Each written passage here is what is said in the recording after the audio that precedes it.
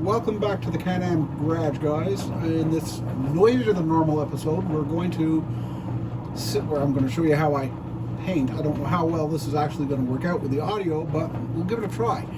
The body here has been polished, sanded out to the red grit of the polishing sticks. It was then washed and blow dried, followed by a coat of primer. I inspected it, found it a couple spots, so we did it all over again.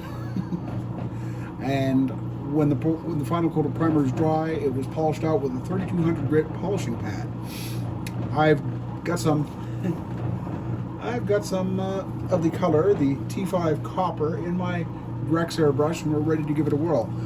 I just hope that the booth doesn't make too much noise rattling today. What I normally do first is and I know there's a bit much more overspray than I'd like to, but when you're trying to get to the far side of the body with a stand like this, well, then you're going to be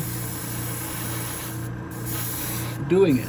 Anyway, I always like to do the harder to get areas first. And yeah, this is a Mopar, and that means we got to get the inside of everything first, including the engine bay.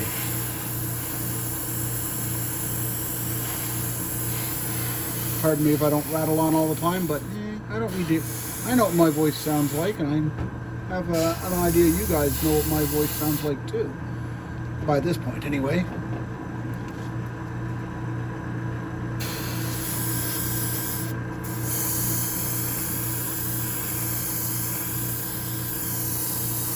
Once you do the hard stuff, you see, then it's a lot easier to do the easy stuff, and that's where it really matters for our paint quality.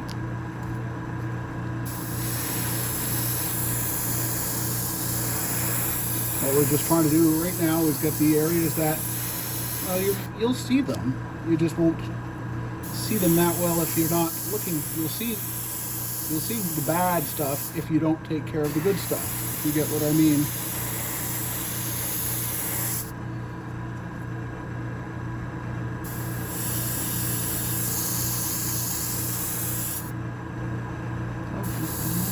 There.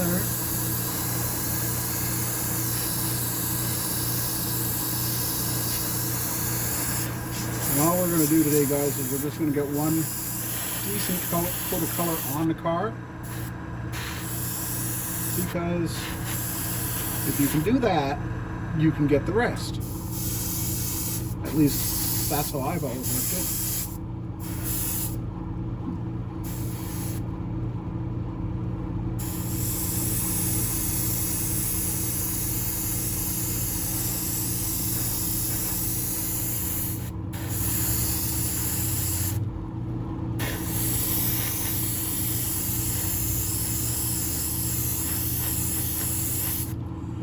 Paint I'm using is From Scale Finishes, as you've seen, and it's also it's a two-part system. It's a base coat, clear coat, so that means, yeah, it looks a little wet right now where I've just applied it, but it will, and shiny, but it won't look that way forever. This will have to be clear coated at some point later on in the painting process, and that will be after we've gotten enough color on the car to make it look like it's supposed to.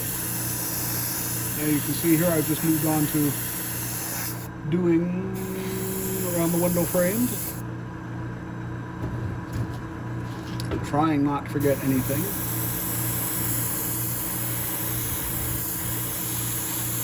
And there's my quieter compressor. If the other one was running, it would really be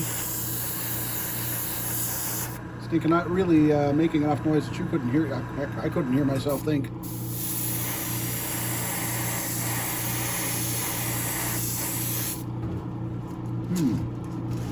Looks like it's just about time for a bit more color, so we'll take a moment break, shake up the paint,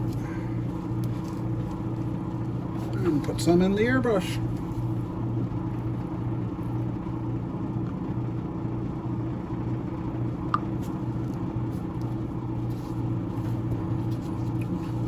You might be surprised at just how little paint I end up using, guys. Oops, dang.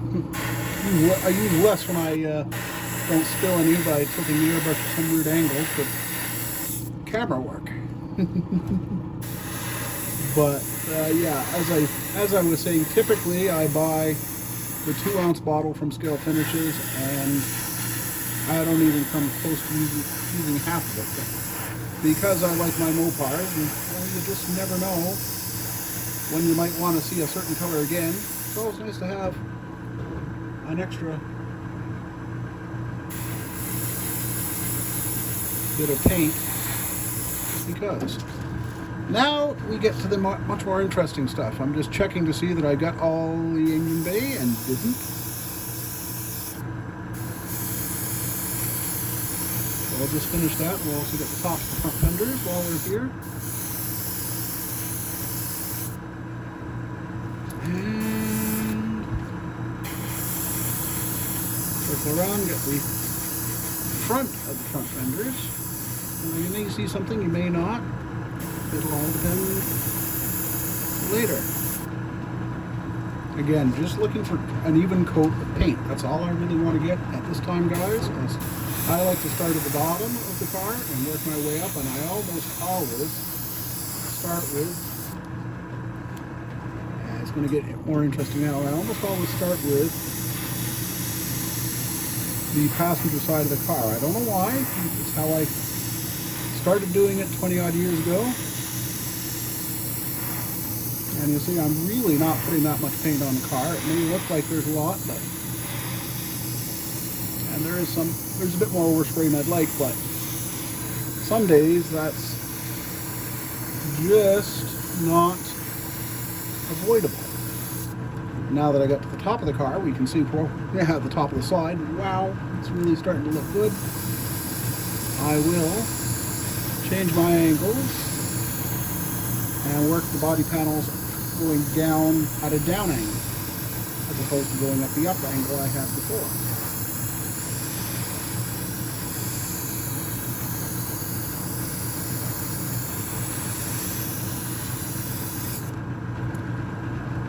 Now this really starting to sparkle. Might even be a little textured, and that's okay. We can deal with that. We're not worried about that at this point. Moving on to the top of the rear fenders, we're going to move up the C-pillar and get the roof, work across the roof.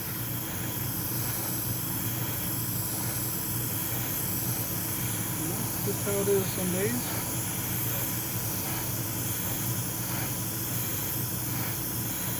And work my way back down the roof. And you can see it has tiger striped on me. If you can't see it, you should be able to see it. I know I can see it. So, because it's tiger stripe, we'll go back across it at 90 degrees. So working from side to side now, work my way from the back to the front of the roof. And it's still a little tiger stripe. You know something? Not worried. I'll be back with a second coat of color in a few days anyway, or a day or two, whatever, depending on my schedule. Work at the trunk.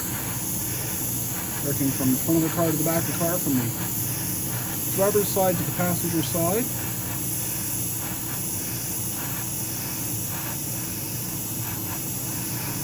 And then getting it from the other side, working from the driver's side to the passenger side.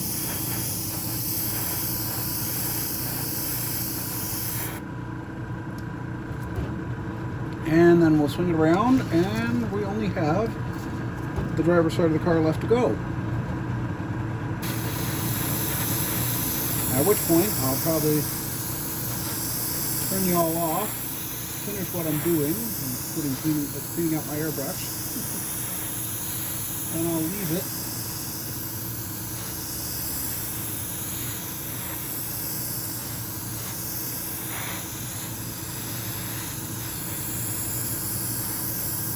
to cure, dry, evaporate, whatever you want to call it.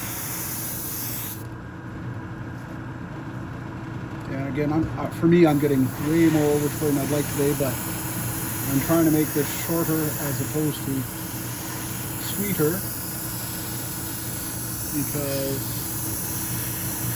well, just because I'm not in the mood for noise today, I guess is what we'll say. Okay. Now we'll just do one more coat down the driver's side of the car, just to make sure I've got all those angled. And you'll see I'm always starting my spray stroke off, and I go all the way down the body and go right off the end of each end before I start going again. And I ran out. Oops. And we'll put our cap back on the paint. Give it a shake because, well, you see, because it's got an awful lot of metallic in it.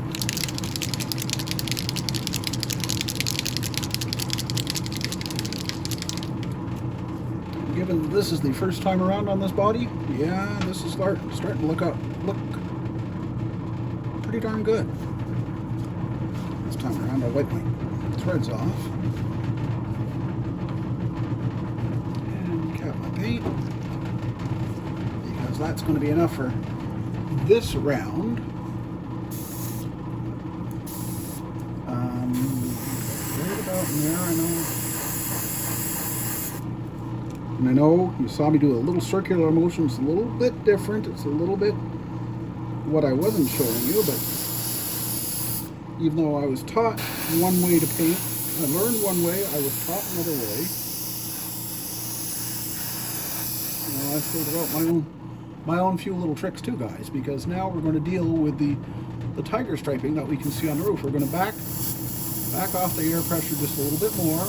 We're going to keep the airbrush a lot further away. We're just going to dust on a little bit of color.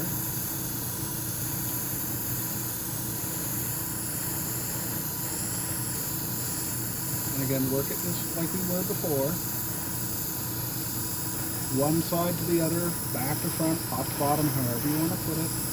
We'll do it a few times. Just being gentle with the application of the color. It doesn't look it, but it is. And you'll see most of the tiger striping is gone, which is very cool. You can see it's very distinct on the passenger side section of the trunk. So what we're going to do is, again, do the same thing. Just get a little bit of color flowing. Doesn't have to be a lot. And just go slowly and methodically across the panels. Try and just add just a little bit more so it equals it out, which is the idea. Metallics with tiger stripe. I should have chosen a car with a different color scheme than this to make our life easier on doing our first video. I think, however, we will take another look around at things. Yeah, for me, I'm just going to dust in a little bit on sections of the car here. Well, maybe 3 sections, just because it doesn't look quite equal to me. And we'll double check here. That's all looking pretty good if you ask me. Then I'll come back over here. Yeah, and for me, right along that crease, right along that body line, is where it needs to be. Now, actually, now it bothers me more. I guess I'll just have to put a lighter coat on, keeping the arm at the proper angles, keeping my distance. I'm trying to be consistent with my distance, keeping the airbrush from the target.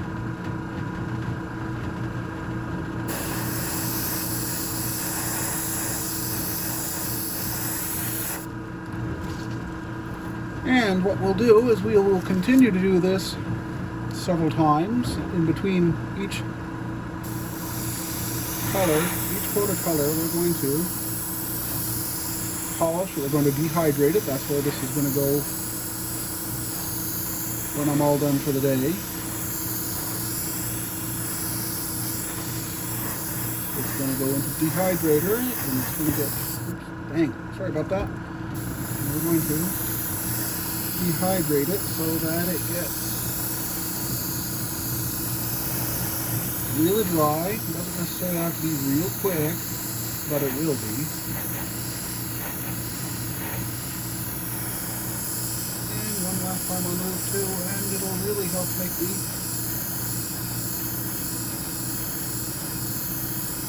tiger striping disappear. See, now actually I'm adding a bit of texture to the finish, which isn't good, but as I said, what we're going to do is it's going to get, from this point on, it's going to go into the dehydrator. I can see some dust and etc. that have got into the finish. I'm not happy about that, but we can deal with that. That's the great thing, guys. This isn't a deal breaker. This body is now going to get to go into the dehydrator, and next time around, I'll dehydrate it. I will polish it out with a 32 grit sanding pad. I will wash it, and next time we meet, we'll put on a second coat of color. And if that's good, well, we'll continue doing that until I'm happy with the color. After that, then it's clear. Same ideas, same techniques that I'm using right here. Is just, it's practice makes perfect. That's all there is. Until next time, guys.